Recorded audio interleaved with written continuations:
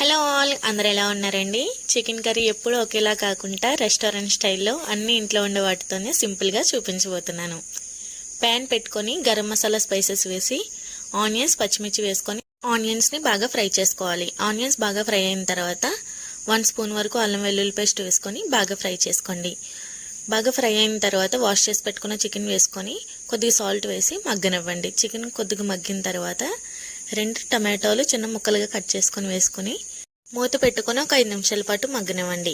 మూత తీసి బాగా కలుపుకొని 2 స్పూన్స్ వరకు కారం వేసుకొని 1/2 కప్ వరకు పెరుగు వేసుకొని బాగా కలుపుకొని 1 గ్లాస్ వరకు వాటర్ వేసి బాగా కలుపుకొని మూత పెట్టి దగ్గర పడేంత వరకు ఉడికించుకోవాలి. కర్రీ బాగా దగ్గర పడిన తర్వాత 1 స్పూన్ ధనియాల పొడి, 1 స్పూన్ జీలకర్ర పొడి, అలాగే 1 స్పూన్ గరం మసాలా వేసి బాగా కలుపుకొని దగ్గరకు పడేంత వరకు ఉడికించుకోవాలి. కర్రీ బాగా దగ్గర పడిన తర్వాత లాస్ట్లో కొత్తిమీర వేసుకుంటే ఎంతో సింపుల్ అండ్ టేస్టీగా చికెన్ కర్రీ రెడీ. టేస్ట్ అదిరిపోతుంది. ట్రై చేసి ఎలాగుందో కామెంట్ చేయండి.